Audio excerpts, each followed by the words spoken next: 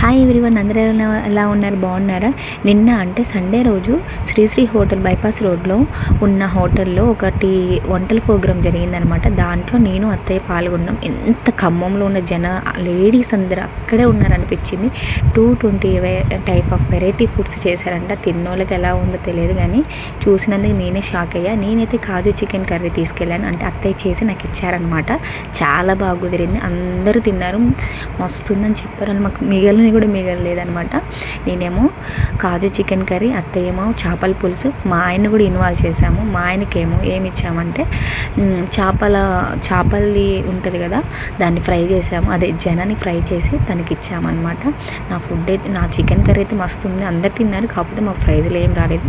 Participate చేసాం కాబట్టి హ్యాపీగా ఉన్నాం. ప్రైజ్ రాకపోయినా అదే పార్టిసిపేట్ చేయకపోతే అదే చేసుంటే ఎలా ఉంటుందో, చేసుంటే బాగుండేది అనిపిస్తుంది కదా. ఈటీవీ యాంకర్ రాజు గారు, లోకల్ ఛానల్ రాజేష్ గారు వచ్చారనమాట. చాలా హ్యాపీగా అనిపించింది. మనది కూడా ఇంత ఉంటుందా అన్నట్టు అనిపించింది. మాలో కూడా ఇంత టాలెంట్ ఉందా అనిపించింది. కాకపోతే మాకు ప్రైజులు రాలేదండి.